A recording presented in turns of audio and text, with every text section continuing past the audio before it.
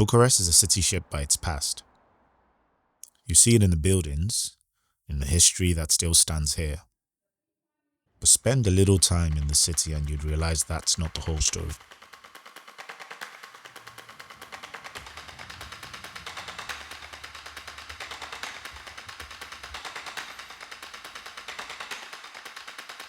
Right, so today we are in cloudy Bucharest.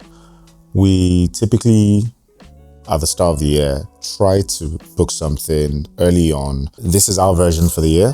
Why Bucharest? Two reasons. One, last year we went to Budapest and it got us thinking actually it'll be nice to explore some of these sort of Central Eastern European cities. It was just something, it's a theory that is helping us sort of shape how we determine where we go, certainly in the winter months. So winter months, I actually like to double down on the cold and see what it feels like. And it is really, really cold here. It's I say 0 degrees here is a different kind of 0 degrees to the one we get in the UK. So that was our thinking. We thought it would be worth exploring it this year.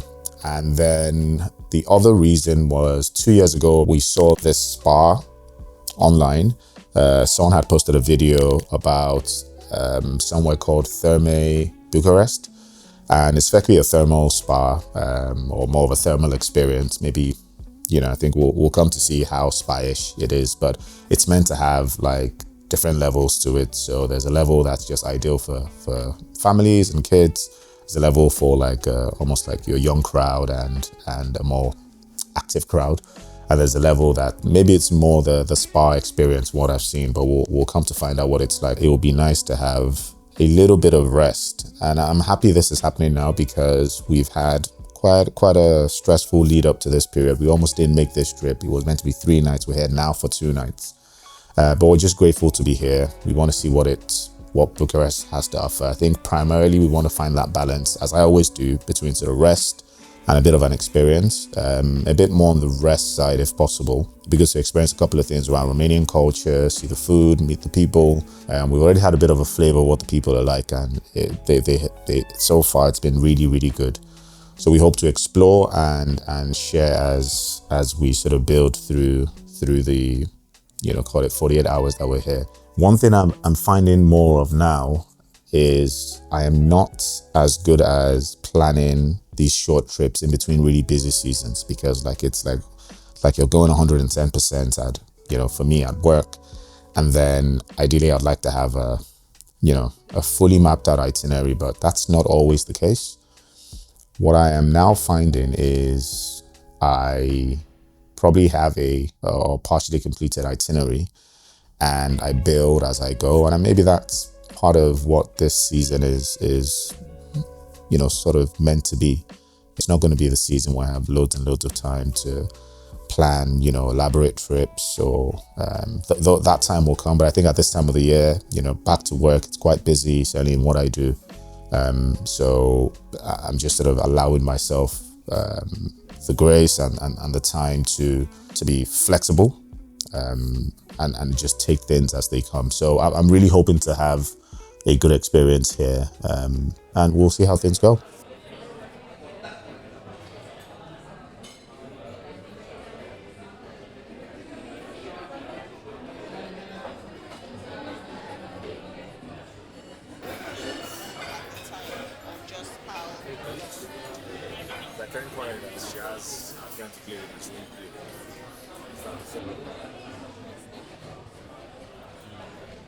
So our first few hours in Bucharest, and something that struck us was how much of the communist history and imagery of communism, how much of that still remained ever present. Now, this in itself wasn't necessarily shocking, but I think what was interesting was to see how this sat alongside a lot of modern structures and modern spaces, social spaces for young people. What felt like a more progressive Romania seemed to have its place in the same society as these like historic structures. We weren't expecting that, but I think a big part of our expectation was based on our more recent history of what we thought was a similar city. So to give the backdrop, this time last year we went to Budapest. I really, or should I say we, didn't really have a lot of expectation before going, and we were so pleasantly surprised by Budapest, and it has become one of my favorite cities. So that kind of set the expectation and the tone of what we expected Bucharest to look like. But in fairness, I'm not sure if that was necessarily a fair comparison to make, given, yes, they both have a communist past, but they're very different cities.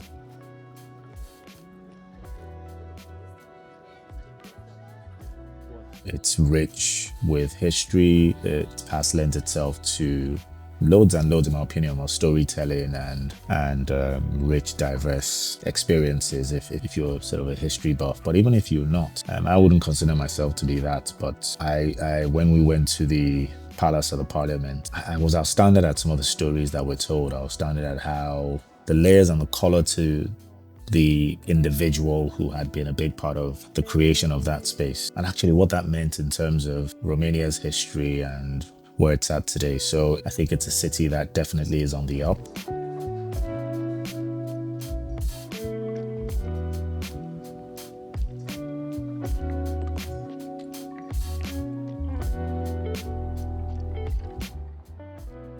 I think as it moves through, you sort of hope that these countries then don't forget, not necessarily the past. You know, there's a risk sometimes that like the older generation get left behind. Hopefully with that comes like family orientation and values. But we know that as most countries get more westernized, you know, that comes at a cost, and that cost more often than not tends to be a bit of loss of your culture.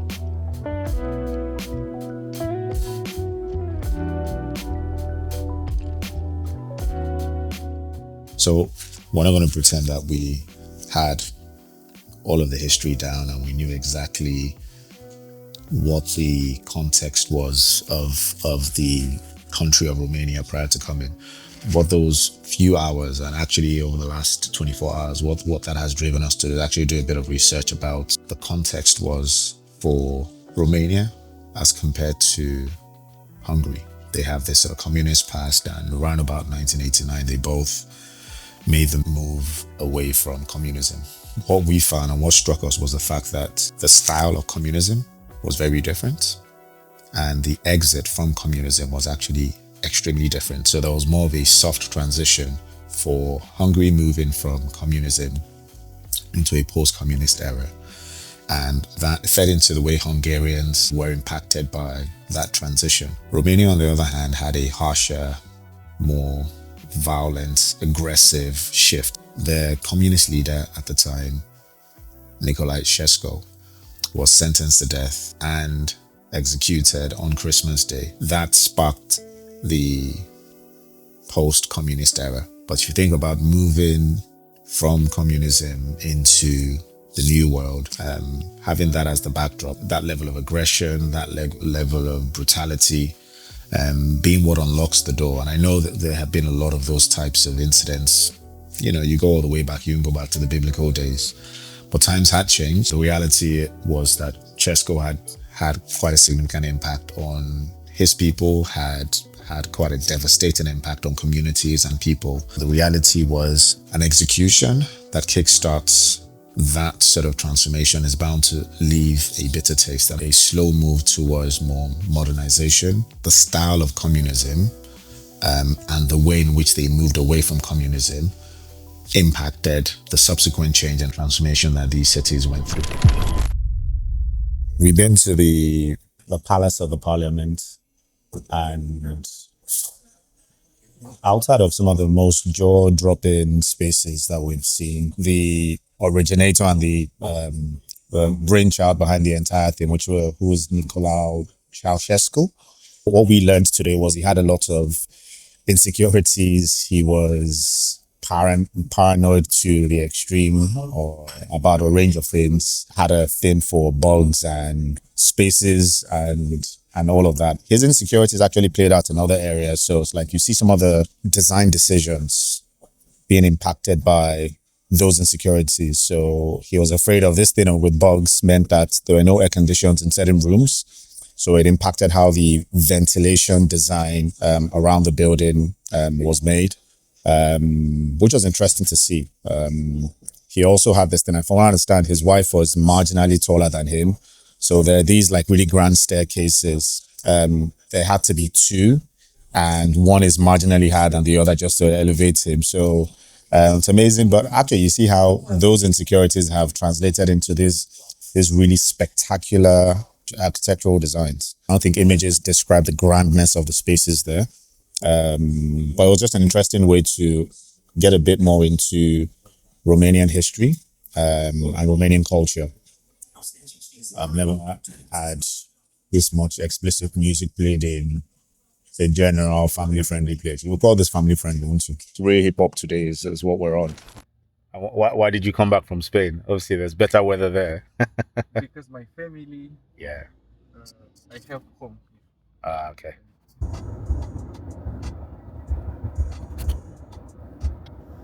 We're trying to find Romanian food. So, what would you call good Romanian food? We're staying around Old Town. Yeah. So, where would you think we can find good Romanian food this evening? For me, when I go to food, I go to kebab. Kebab. Not the No. Normally they send like this type of messages. There is a weather forecast, and okay, most of them, like 80%, they're weather forecast, big accidents, Yeah.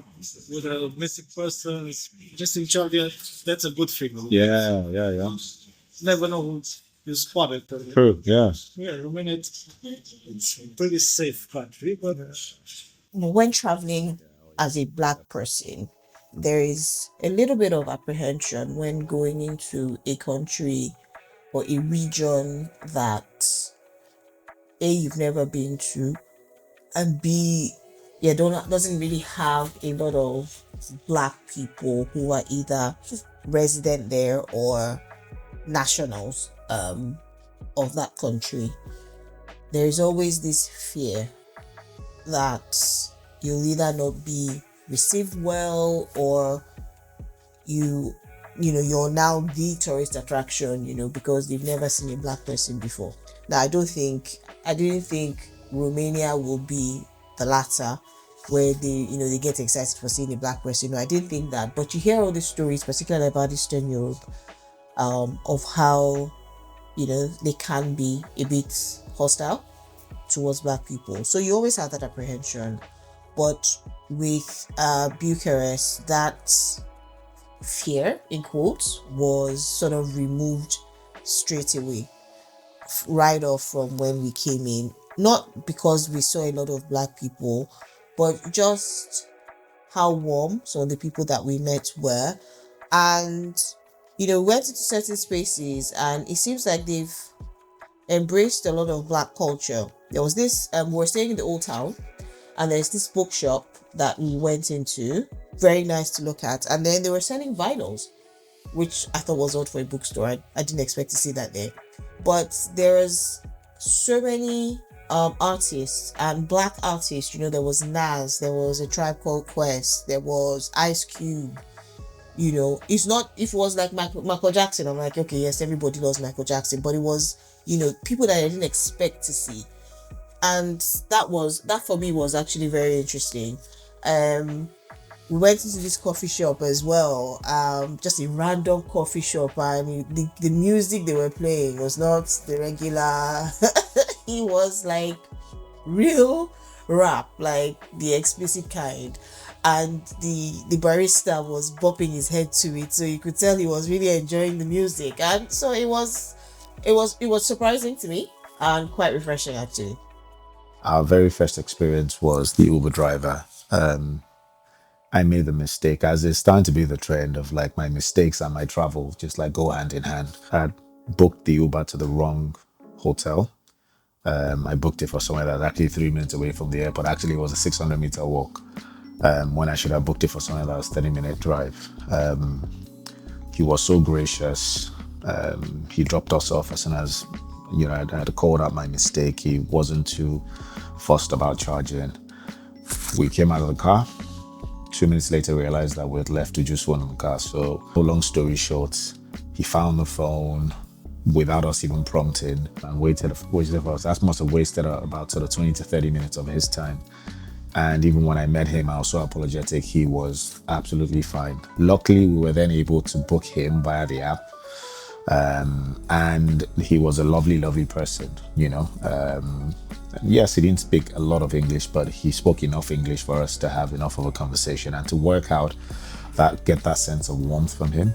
So I found that really, really almost a really welcoming experience. And then we get to the hotel and we have the guy at the desk called Stefan. I'd reached out to him trying to get like early check-ins and stuff. Again, he was really warm, really nice, really respectful, talked about his business, which for a minute I was like, I hope this isn't going to get you in trouble. But you know, really, really lovely person. So again, that was person number 2 that we met. It was 2 out of 2 at this point. Think back to this other guy we met called Christian, who was the manager of the restaurant that we'd gone to. Really lovely, really exposed, spoke a few languages, but just really we took to him, he took to us. We had a really, really nice conversation. And it was just a trend, you know. Then, you know, when we went to Therme, we took a cab. This driver was a different kind of Romanian, let's just say. He was that type of Romanian that was really passionate. Altogether, it was just, the people have, again, they're really strong identities. They love their country. And they understand the level of change it's going through. So it was, you know, really nice to meet them. One thing we found quite interesting as well was the number of people who asked us if we lived here. Normally you go to these countries and they know, okay, you're black, you're visiting, you're probably from the US, and then maybe you're probably from the UK or from France. Somehow the UK comes third, more often than not, when people start guessing. This was interesting. It was an interesting question to be asked because it meant that they were probably seeing more and more international folks or more foreigners starting to live here, and that would include the black kind. So that would indicate that there is a change as well in terms of, one, how probably receptive they are to black people, as you said, but also ultimately the opportunities here. Now, I don't know what spaces that would be in. That might be a young progressive crowd, that might be more the corporates, might be a mixture of both, or might be more somewhere in between, might be the creative. It was really thought-provoking when we realized after 2 or 3 people asked us the same thing. We're like, okay, this isn't just like a typical question we get. So just some interesting points.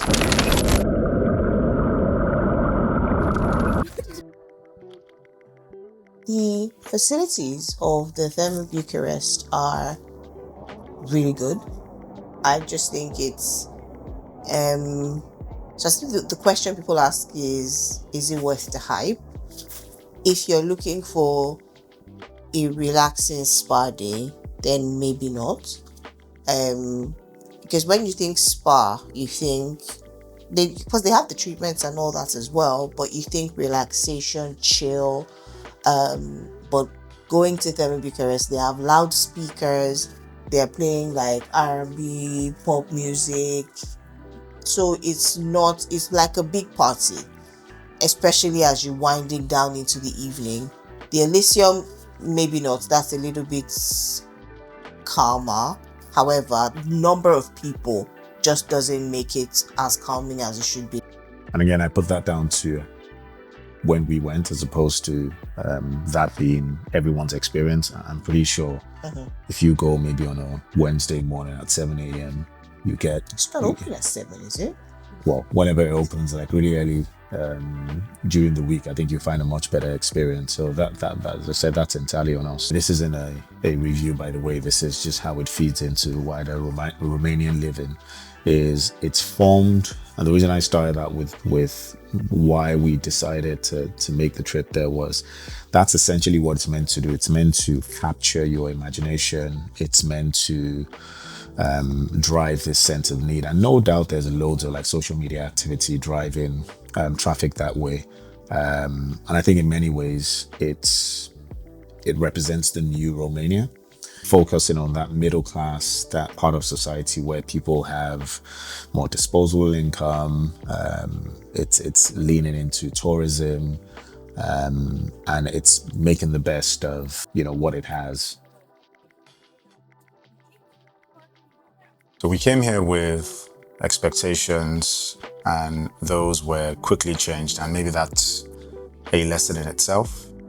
But through experiencing Bucharest's famous landmarks, or one of its famous landmarks, and almost comparing that to something a little bit more futuristic, what a new age landmark looks like for the city and for the country today, we've effectively answered the question we had in our minds around, can you have new ideas thrive or exist in old systems? Bucharest is going through quiet change and is a vivid reminder that progress doesn't always have to look finished. See you on the next one.